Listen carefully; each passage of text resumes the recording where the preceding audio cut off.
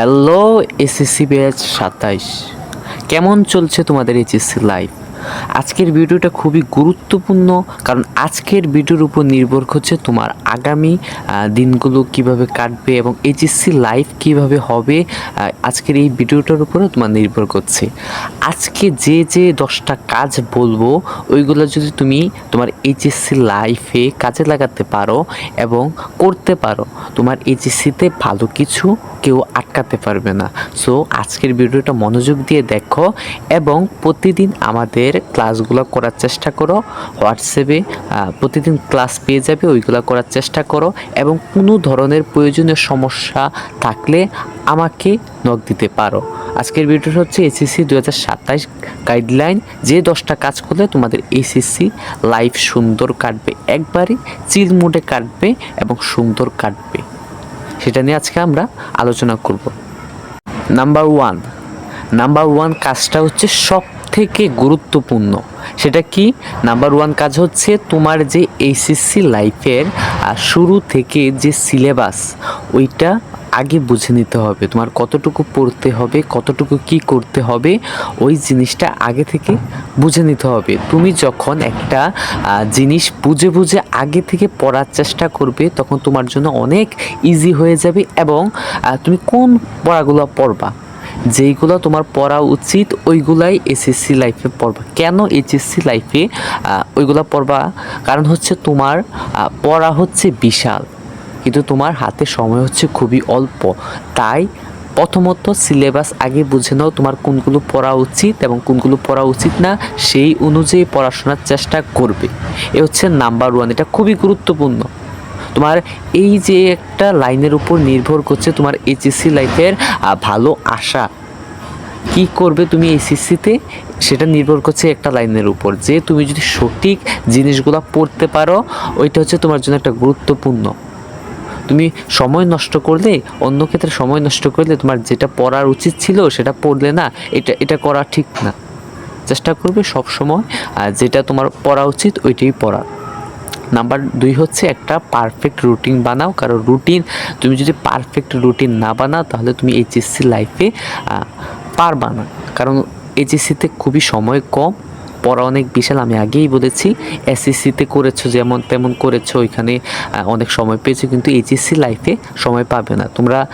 তোমাদের বিগত বছর বড় ভাইদের এইচএসসি 2025, 24 এগুলোতে দেখতে পারো যে তারা কি হয়েছে, এই বছরে তাদের রেজাল্ট কি হয়েছে তোমরা দেখতে পারো।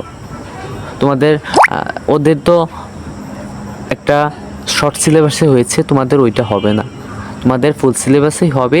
তাই আগে পারফেক্ট একটা রুটিন বানাও এবং সিলেবাস অনুযায়ী পড়ার চেষ্টা করো। নিজের নোটস বানানোর অন্তত গুরুত্বপূর্ণ। নিজে যখন তুমি একটা পড়ার নোটস বানাবে, তখন ওই পড়াটা তোমার তাড়াতাড়ি মুখস্থ হবে, অন্যের নোট না। চেষ্টা করবে নিজে সুন্দর করে একটা নোটস বানানোর। তুমি যদি নোটস বানাতে না পারো, আমাকে হোয়াটসঅ্যাপে নক দিতে পারো, আমি তোমাকে শিখিয়ে দেবো কোন টপিকগুলো কীভাবে নোটস বানাতে হয়। এমন যদি একটা ভিডিও চাও, আমরা দিয়ে দেব। ওকে, এ হচ্ছে গুরুত্বপূর্ণ তথ্য। আমরা যদি আরও দেখি যে কোন কাজগুলো তোমার করা উচিত বা উচিত না।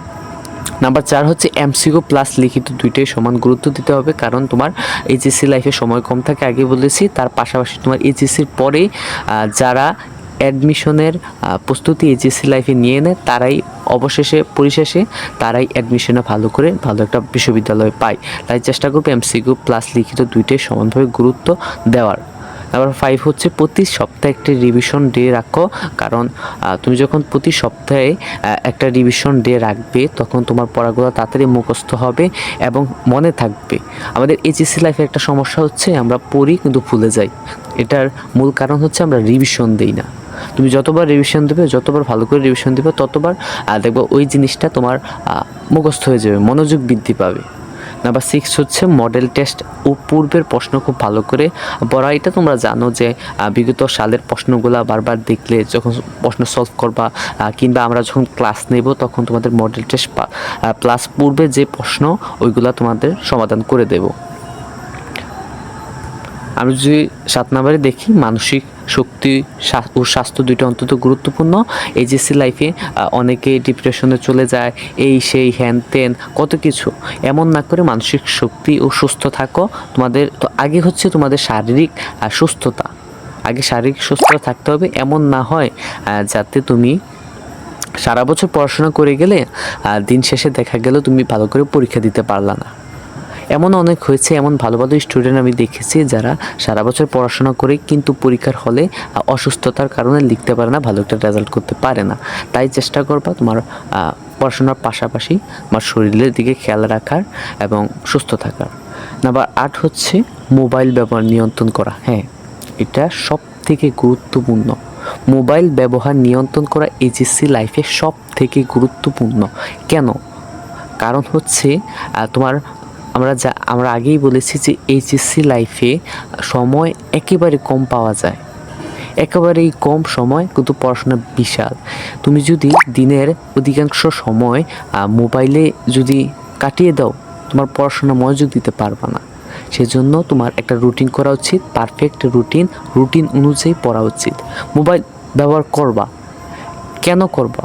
পড়াশোনার জন্য করবা, একটা নির্দিষ্ট সময় অনুযায়ী করবা।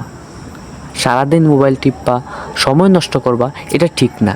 এটা যদি করো তাহলে তোমার এইচএসসি লাইফ এভাবেই লস হয়ে যাবে, তাই এটা করা যাবে না।